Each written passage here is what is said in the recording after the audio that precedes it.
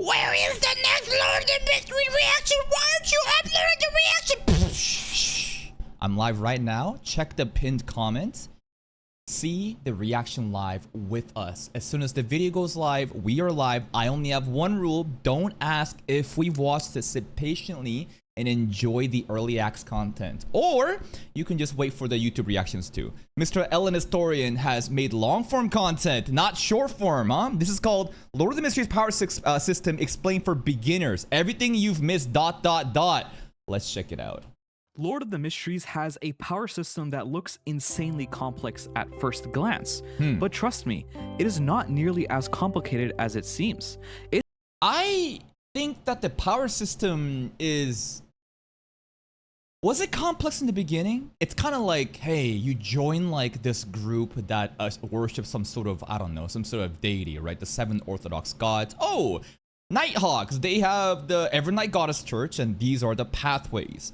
You drink a potion of that specific pathway, then you go sequence 9 to 1, and the better you can, digest the potion using the acting principle, the faster you can ascend these sequences to maybe achieve godhood.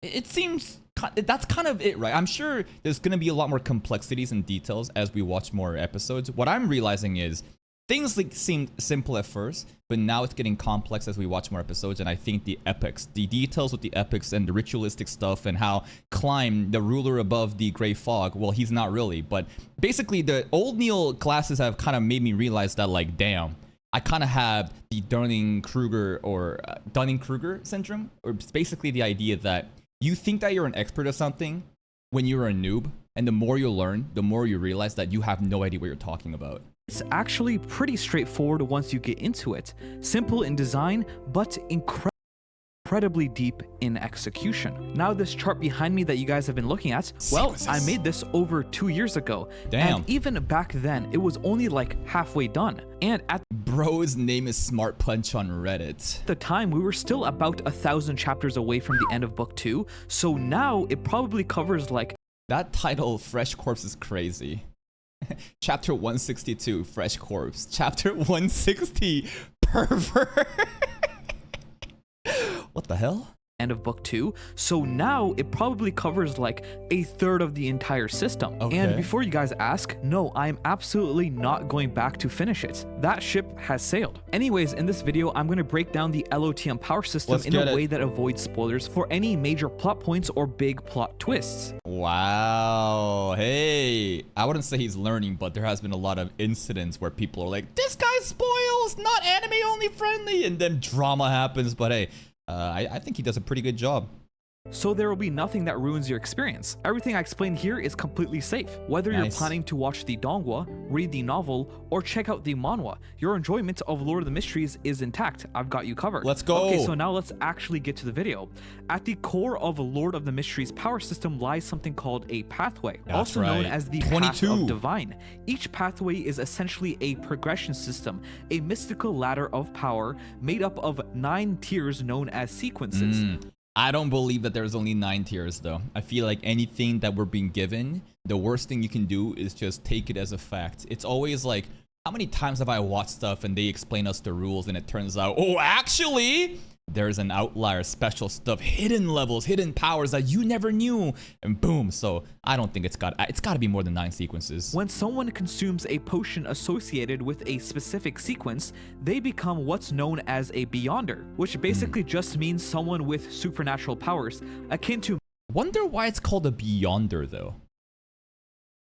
Beyond. The word beyond means to go beyond. You're here and you go beyond. Metaphorically, I guess it's like, it's a superhuman, right? You have a regular human, then you're going beyond the regular human. Does that make sense? I don't know. Mages or cultivators in other series. Beyonders unlock supernatural abilities that grow more powerful and intricate as they advance. The journey typically begins at sequence 9, the weakest, and climbs upwards through the increasingly rare and potent levels, culminating in sequence 2 and 1, where a Beyonder becomes an angel-level being. There are 22 standard pathways, each entirely distinct. One might Angel level. But an angel is probably not on the same level as that actual deity. Like if a sequence 1 of the sleepless pathway, that person are they on the same level of worship as the Evernight goddess? That's what I've been wondering too, because the more I think about it, the more I realize there is this chicken and the egg issue of like what came first. You're telling me that these pathways exist and they are kind of connected to this deity that you worship. And you also tell me that the higher you rise up, the more of the divine, like godlike powers you get. But in the beginning, if there were no those deities, then maybe the first person to ever reach sequence 1 is the one that actually becomes the god of that specific path. I don't know. Might govern prophecy and destiny, others might control storms, summon the dead, manipulate shadows, or bend space itself. Some pathways emphasize Bend space itself? That sounds fucking broken. knowledge and rituals, while others transform their users into horrifying monsters. Crucially, each pathway grants authority over a specific domain of reality. And because of this diversity, Beyonders from different pathways can vary wildly in ability stats and roles. Wonder what this really means. The domains of reality. Have we ever seen an example of that so far? Like, for example, Dun, with his nightmare sequence of the sleepless pathway, is able to enter and manipulate dreams. Is that the domain of dreams? Or is this more akin to the Grey Fog area? Because I feel like that is actually a separate domain. Whatever Klein has going on, the Grey Fog, the Zoom meetings, I feel like that's an actual domain. I don't know. And because of this diversity, Beyonders from different pathways can vary wildly in ability stats and roles. Okay. For example, let's look at there was the other stuff too with like, Dali with the spirit medium and the way that she was able to basically go into this different domain space that I think it was mostly just imagery of just kind of looking to Klein's like memories, right? Anyways. 2 starting points, Seer and Hunter. These are both Sequence 9, the first step of becoming a Beyonder, but they're totally different in how they work. Seer, which Klein begins with, centers on the mind and supernatural perception. Seers gain enhanced memory, spiritual senses, and spirit vision to see ghosts, emotions, and magical energy. That's right, you tap the forehead twice, then boom, spirit vision activated. He's like good with everything but fighting. Very support utility class. And Emperor Roselle specifically said, Apprentice, Marauder, Seer. Those are the super OP ones, and Klein just kind of went with it. And now it's like we don't even have the next sequences. We heard about it, the clown potion, right? The clown told us, and I think it has to do with the Hornacius, mountain range that the ancient civilization of like the Evernight goddess people lived, right? 6,000 meters up into the sky. We're taking fucking forever to go there. The ingredients has to be up there, right? Some sort of intel maybe. They're skilled in divination, using rituals to uncover hidden truths, while physically normal, they excel at sensing danger and the unseen. Now, Hunter is the complete opposite. Fighting. It is the action movie pathway. Unga as soon bunga. as someone becomes a hunter, they get inhuman strength, speed, and reflexes. Like we're talking about punches that can create sonic booms. And on top of that, their natural senses go into overdrive. They can It sounds cool, right? I think if I was way younger and all I cared about was action stuff, I probably would choose this path. But the more that you grow up, the more you realize there's so much more different things in life that I think are, I don't know, beneficial. These like support utility stuff that comes from Seer and the fact that Emperor Roselle glazed it. I feel like it sounds cool to be able to be One Punch Man, to be able to just attack and do crazy physical feats, but maybe I just kind of want to, stay behind the scenes and be able to kind of live a life of comfort and enjoy all these different supernatural powers that keeps me at least safe. Track people by smell, see invisible footprints, and hear whispers from an absurd distance, like some kind of supernatural tracker. And all of this is just scratching the surface. Every pathway has its own A supernatural tracker. Hunter. Can a hunter track the clown potion? How about that? What do you mean? What does track mean, right? Because like, imagine there's some utility here of like there are ingredients to these potions that we just don't know where it is. But you become a hunter and you just have this like intuition of, I know where that ingredient is. It's over there. unique flavor and function, even right from Sequence 9. These early stages, known as the low sequences, specifically sequence 9 and 8, mark the beginning of a Beyonder's transformation. While they have started to surpass human limitations, their abilities are still grounded compared to what comes later. It's crazy. Powers at this level are usually focused and practical, acting as a foundation for more dramatic and reality-defining abilities unlocked in higher sequences. Okay. Sequences 7 to 5 are known as the mid-sequences. Why does mid sequence sound worse than low sequences though? Because the word middle, medium, average has been just popularized to be just the worst thing ever, man. It's mid, you know, I'd rather be low than mid. Mid doesn't mean bad though, but people, just the way that they use it, they think mid is the worst thing possible. A critical turning point where every pathway experiences a qualitative leap in power. This is like evolution.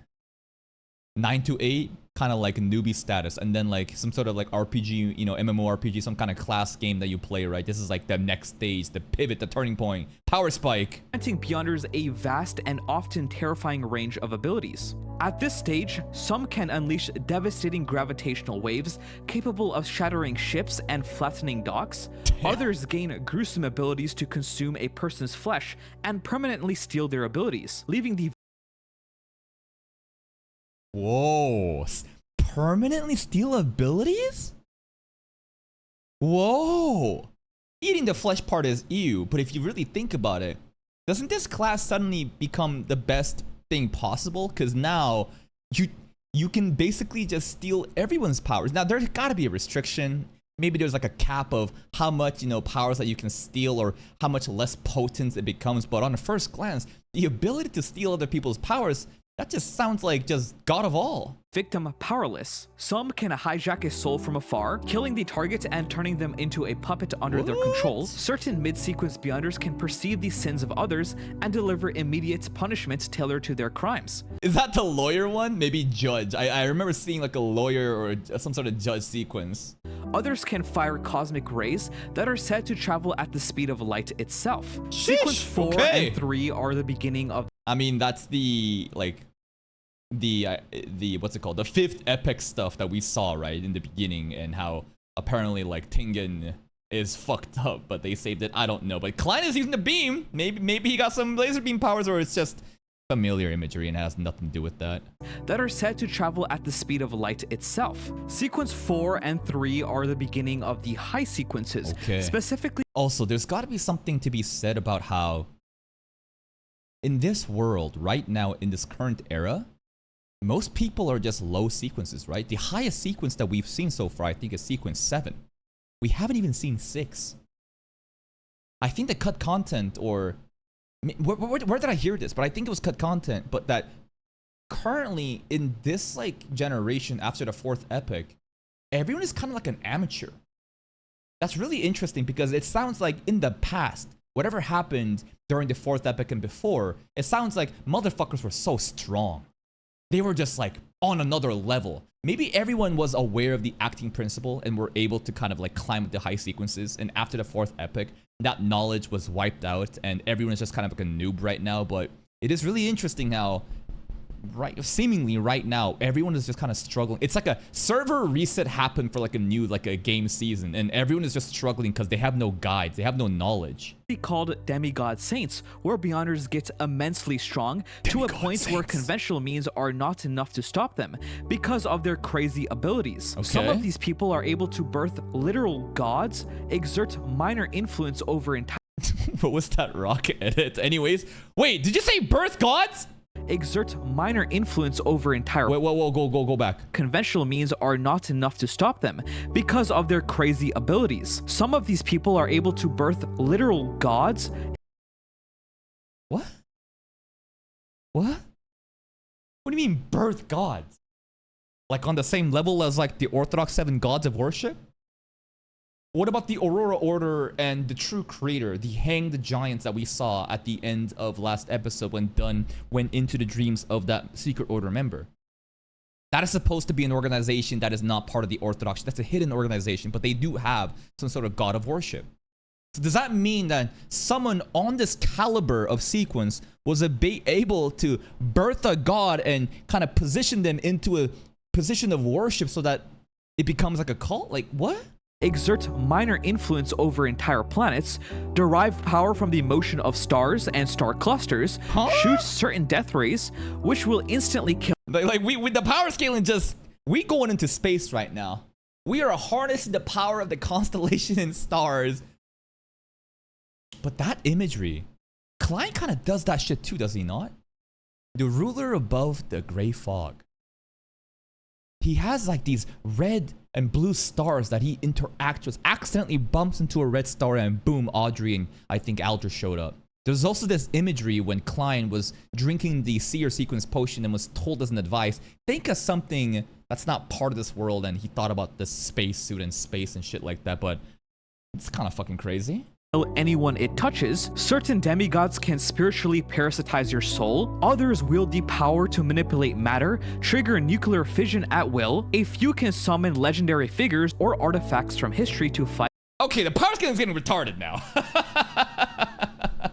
this is getting and how are they gonna balance it? Because here's the thing with you know, I've seen so many shows where and I think Solo Leveling might be a good example, right? Of like in the beginning, you know, you have these like ranks and you grind and you get stronger, and yeah, okay, it's nice, but at a certain point it gets a little silly, and I think that next season of Solo Leveling it will get a little silly as we get into the National Hunter caliber and above. Maybe another example is like Naruto, for example, right? Naruto I think is another one where in the beginning, you know, until Shippuden, everything is okay. We kind of got these like Jonin, Chunin, whatever, Rasengan, wow, cool powers, and then later on till the tail end, you're like, we are harnessing the divine power of these gods, and we are chosen ones, and we're just basically throwing fucking planetary beam attacks and shit, and it's just like, what the fuck is going on? And it gets really messy. So like, this show, I wonder how it will balance it. I have faith. I think they'll do a good job. It's just kind of crazy that like, we are just manipulating matter, summoning legendary creatures, birthing gods. I wonder how messy it's gonna get. We'll see. For them, or tap into the strength of their former selves. At this stage, merely laying eyes on a sequence 4 or 3 Beyonder could make you drop dead, lose control, or transform. I really enjoy these random ass fucking dog images and cat images. It's so cute. It's brain rot fucking TikTok, you know, dog cat meme stuff. I love it. This stage, merely laying eyes on a sequence 4 or 3 Beyonder. Like that dog, bro. That whole dog. Anyways, you see a Beyonder in sequence 4 and you blow up? Could make you drop dead, lose control, or transform into a writhing, mindless mass of flesh. Okay. And above that, Beyonders step into an entirely different category, a stage that hovers between the very boundary of humanity and divinity, shedding the limitations of their mortal shells, and becoming... But like, you're already birthing gods. So doesn't that mean that a god is actually not at the top of the food chain? We're not even at sequence 1. Yeah, motherfuckers are basically on that demigod deity status. They be birthing gods and shit, and now beyond that, like, there's something even beyond, you know? Well, different. A sequence 2 and 1 Beyonder are angelic demigods capable of exerting authority on a much more conceptual level. They become full-blown mythical beings, an aspect which is much more divine than it is human. I wonder if the Evernight Goddess is a mythical being or beyond that, right? And I'm not asking for answers because those are spoilers, but like the Lord of the Storms, you know, the god of like steam and machine and engineering, right? The 3 main pathways that mostly, you know, exist in Lowing Kingdom, right? Underneath the, and it's like, are they that high up? They must be. So again, it's like mythical beings are beyond a god then? I don't know. Allowing them to fully... And they're also mentioning angelic demigods. But how are you birthing a fucking god before you even achieve demigod status? Is it because of the prefix angelic and suddenly angelic demigod is better than a... I don't know. Embody the meaning of their divine authority. Some of them are capable of directly grafting concepts onto themselves. He's not being... Like, Ellen Historian is not serious with this fucking edits, are you? I love it. I think it's peak. I genuinely love these edits. It's just... Are you serious, bro? divine authority. Some of them are capable of directly grafting concepts onto themselves, manipulating both. These are peak visuals, dude. These are genuinely peak brain rot fucking TikTok visuals, bro. That's right. This is a fucking cappuccino, bombardino, crocodilio. Whatever. Anyways, Space and thank you, Frogo32, for the prime. I appreciate it. Thank you. capable of directly grafting concepts onto themselves, manipulating both space and time, personally orchestrating events by bending the laws of reality in their favor, embodying the very idea of corruption. And it doesn't even stop there. Go back to the imagery of when Klein is doing this. Capable of directly grafting concepts onto themselves, manipulating both space and time. Ain't this that shit?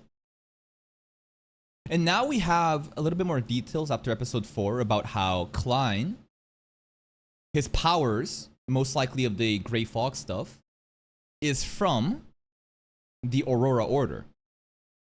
Somehow, the Aurora Order, the Secret Order, they had the Antigonus Diary. And there was some sort of ritual that was happening with Naya, Welch, and Klein before, you know, Zhou Mingrui got transmigrated. They all died. It sounds like a sacrificial ritual.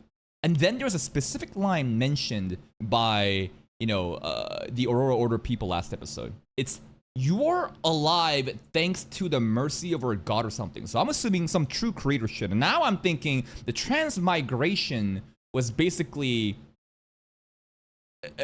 something that happened due to the true creator and the Aurora god. Anyways, the great, but that's a separate thing.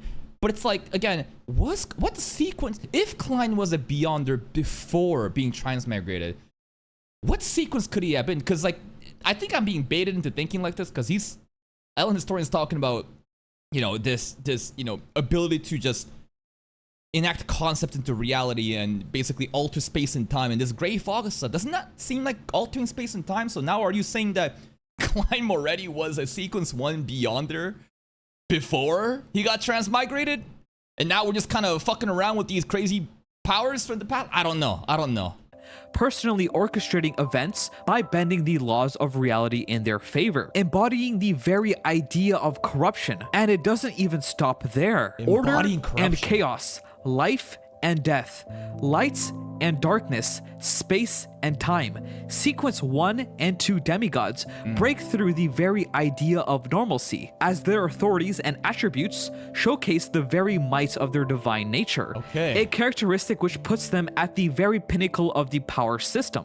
Now, I'm sure you might be wondering, how do these Beyonders even ascend up the levels of power? Gotta drink them fucking potions, baby. Acting principle, digest them potions. Make sure you don't go crazy and corrupt.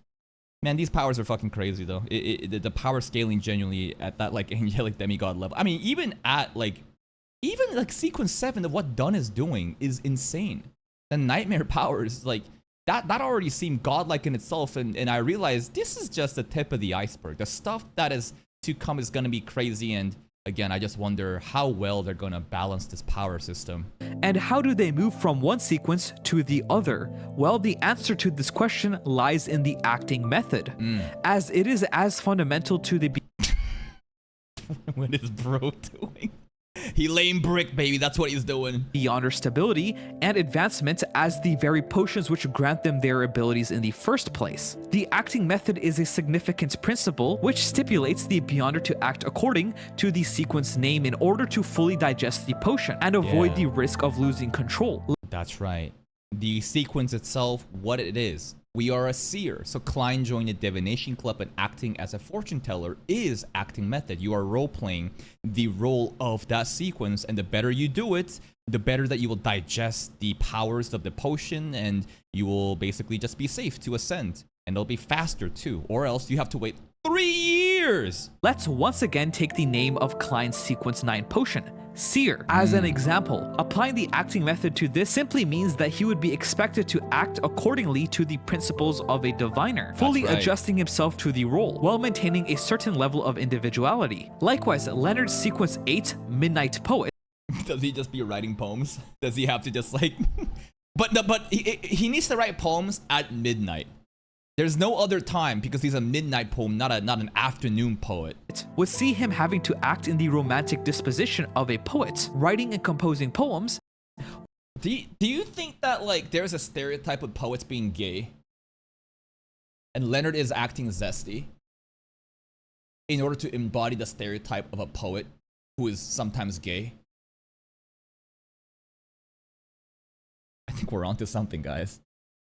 Maybe Leonard is just zesty originally, but it's also fun to think that like bro is like bro is acting zesty in order to, and like there's an interesting thing that he said during the episode 3 fight when Klein was able to break loose of the, you know, the puppet, the relic's powers, right? And Leonard was awake. He always aware, and at the end he said, "Listen, there's a lot of special people, man, and you."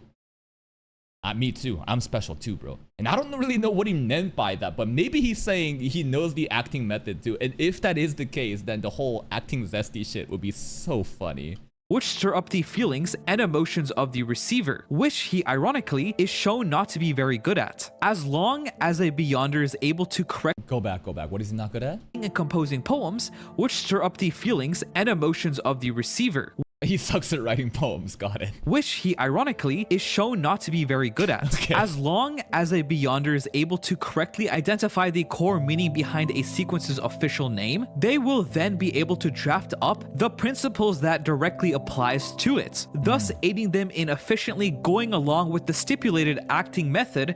I can't wait for Klein to become a clown and then join a circus and start making just, you know, balloon animals, you know, going to birthday parties and making kids laugh. Like, if he does that, it's gonna be so funny. And furthering their advancement. Furthermore, tied into the acting method are Beyonder potions, a consumable which grants otherwise normal people the chance to step into the path of divine. If the acting method focuses on how a Beyonder should act, then the Beyonder potion simply answers the following question of how a Beyonder is made. This is a step Go back. simply answers the following question of how a Beyonder is made. You know what they say about the demoness, and then we got Skuna's face. I have a lot to say about this in today's reaction. You'll see. But oh my god, the amount of fucking NPCs that's basically spoiling everything. I'll crash out during today's reaction. You'll see. You'll see what I'm talking about. This is a step which is regarded as the most basic when advancing through the sequences. The potions are made by following a Fun fact. So there is a crazy theory. Hold up. SpongeBob theory. Secret Krabby Patty formula. So I'm getting really off topic, but right now, is it this one? It might be. Basically, there's a lot of deep lore that exists in SpongeBob, and here's a bit of a spoilers. We never really saw the ingredients for the Krabby Patty ever. Never has it ever been actually mentioned. Right over here, this one. Do you know why Pearl exists here? Because have you ever thought about the idea how the fuck did Mr. Krabs birth a whale? That makes no sense. He's a crab. The lore is Mr. Crab has been shown to have antiques and references that suggest that he was part of a war back in the day.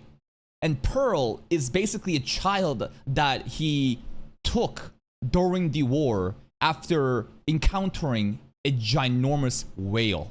I think that's the idea. I think that Mr. Krabs killed Pearl's mom and took Pearl in. And the theory is the secret formula for the Krabby Patty is Pearl's mom's carcass. This is a very high overview, very, you know, brief general like explanation, but there's a lot of little Easter eggs that people are doing schizo theory crafts on, and this explains how Pearl is somehow the daughter of a crab and what the mystery of the Krabby Patty may be. Anyways, go watch the video for yourself. Go watch the video. And bro, the SpongeBob theories go fucking crazy. There is so many insane theories, and how Patrick is also like the pinnacle of evil. If you here's another fun one too. Basically, in SpongeBob, there has never been a situation where basically there's Mermaid Man and Barnacle Boy. Do you know about Mermaid Man and Barnacle Boy? They are these old senile heroes And every time we visit them, sometimes Mermaid Man will say, "Evil! Evil!" And the theory crafter has realized every scene that Mermaid Man has said that was when Patrick was in the scene. But when only SpongeBob was there and Patrick was not there, Mermaid Man never says it. So, anyways, we're getting off topic. We're talking about Lord of the Mysteries theories, not SpongeBob. Let's go back. Step-by-step detailed formula documenting the ratio and volume of ingredients to be used in its corresponding order. I have to reiterate and state that the volume and the weight of the combined ingredients must absolutely be in their correct order, as any slight mishap carries the detrimental risk of losing control. This cat, bro. I love the cat memes. Okay, so important takeaway. Very precise measurements and the order of operation. You can't just put that shit in like a cocktail. It's got to be very specific. A fate every Beyonder strives to avoid. If you know how chemicals are combined in basic chemistry, potion formulas work kind of the same way, just with ingredients that are more on the abnormal side. And if you're wondering what these so-called ingredients are, well, they are made. We kind of heard about that during the first meeting of wasn't there something whale blood, some sea creature blood? I think Aldra and Audrey were exchanging informations, you know, during the first Zoom meeting, and basically like Audrey was able to become like a spectator by acquiring the spectator potion from Aldra, but Aldra wanted something else in response. Yeah, Ghost Shark blood. Yeah, that's the one. Made up of a major and minor elements, with the former and most important being something commonly referred to as Beyonder characteristics, while the latter are a series of supplementary ingredients ranging from the hide of rabid mutated wolves to maybe something even as uncharacteristically simple as the shavings off a coral stone, with the commonality being that they all must be mystical in nature. Moving away from that, it's about time I touch on yet another important aspect of a Beyonder, as successfully consuming the potion is not regarded as the end-all, be-all in the Lord of the Mysteries universe. Most of the supernatural skills and abilities associated with becoming a Beyonder cannot be used rashly, as ascension through the sequences comes with a specific limiting factor, most prominent at the low to mid sequences, but present at every stage nonetheless. The usage of these proficiencies comes at the expense of the depletion of something known as spirituality. Spirituality is an important resource that must be taken into consideration when trying to ascend sequences. Okay? A mechanic as important to the power system as the potions themselves. Spirituality is solely responsible for the fueling of the mystical, mind-blowing abilities shown throughout the entire series. Haven't we literally just talked about how Klein, in the way that he became a seer, doesn't he get extra spirituality? Maybe I'm wrong.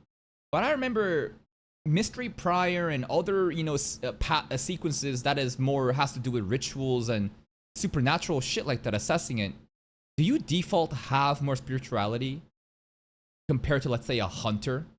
Therefore, it's so much advantageous to get that shit right off the bat, so we can ascend faster, more efficiently. As a Beyonder who is lacking in spirituality is reduced to nothing more than an averagely powerful superhuman, especially at sequences 9 and 8, because they won't be able to showcase the skill sets they are most notably known for to a high degree. Spirituality itself leaks into the physical world from an abstract, higher metaphysical realm known as the spirit world. Whoa, okay, all right. These are some new things that I don't think we've ever heard about. So there is another world. The spirit. I wonder if the Grey Fog has anything to do with the spirit world, but it's like a different dimension and spirituality, this like extra resource. Basically, mana of this world, I guess, leaks in. Existing as an individual extension of itself, while bonding with Beyonders, which I wonder if there is a way to go into the spiritual world and basically just farm spirituality. Almost like oil. You found like an oil reserve. You figured out a way to just go into a different dimension and just fucking harness all of it.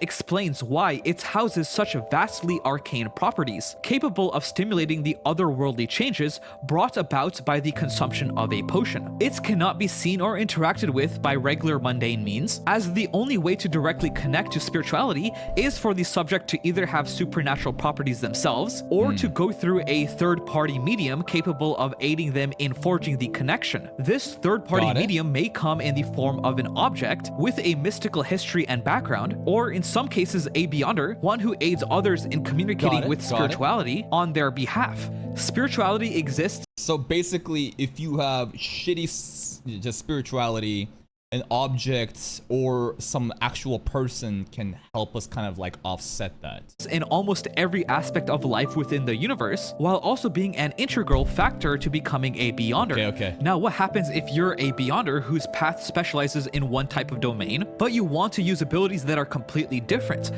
Then you should have been the one where you eat the flesh of others and steal their powers. I don't know. It was specifically said that once you choose a pathway, that's it. You can never go to another one, or it's gonna be, well, they didn't say never. They said that you try to like double dip, you'll go crazy. You'll get fucked up, and it's not suggested.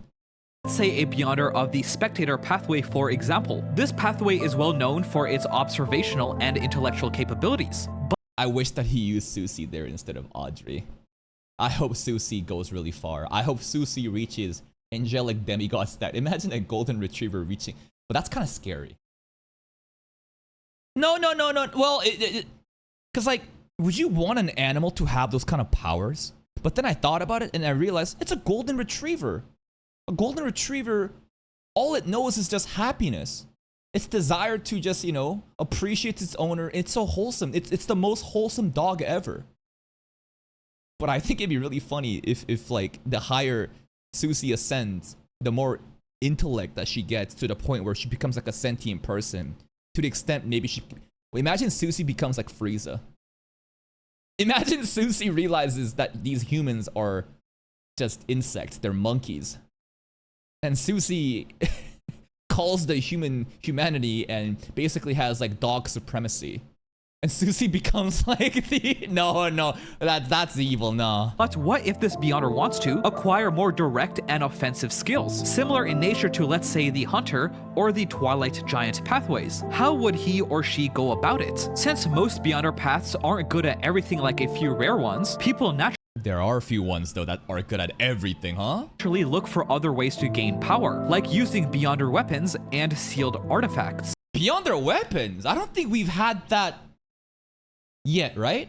I know about sealed artifacts, but beyonder weapons? These are items imbued with beyonder powers, either naturally or made by someone, and most need to be handled carefully. The main determinant for if a mystical item would be classified as either a beyonder... I thought it was a dildo he was about to show up for a second. Carefully. The main determinant for if a mystical item would be classified...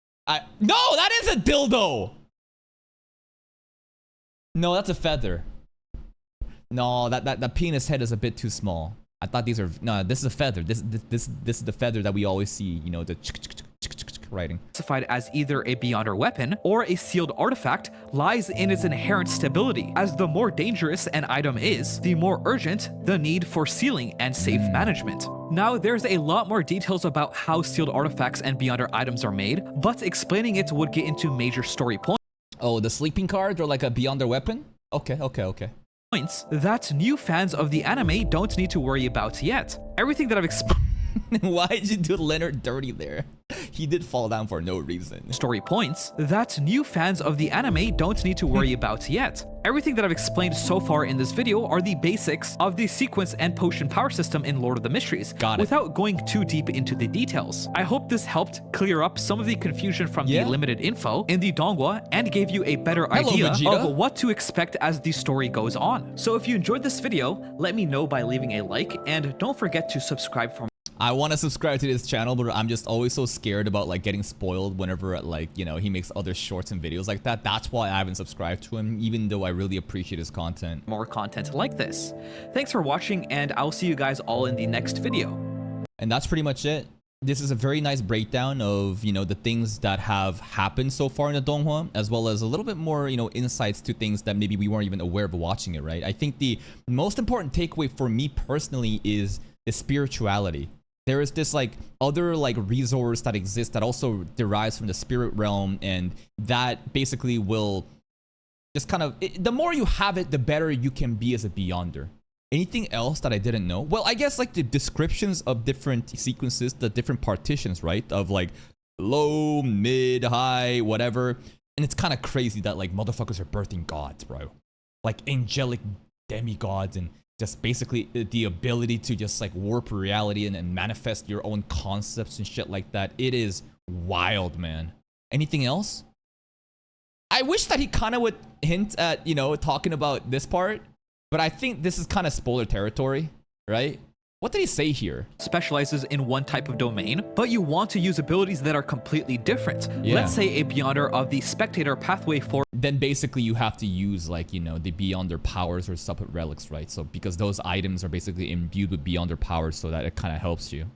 So if a hunter wanted some seer shit, a hunter could use, you know, like Beyonder weapons or relics that has been imbued with the seer pathway, the abilities that lets you see stuff. But I was thinking for a second again, like, I just want to believe so much that Klein already was a Beyonder before transmigration, and then we're adding the seer pathway on top of it. That may not be true, but it would be just like a fucking crazy thing that actually happened. Anyways, thank you so much, Ellen Historian, for this brief, it's not even a brief, this is a pretty good video. Nice summary. I don't think anyone's going to be able to hate on it too, because, you know, yeah, I don't think he spoiled anything.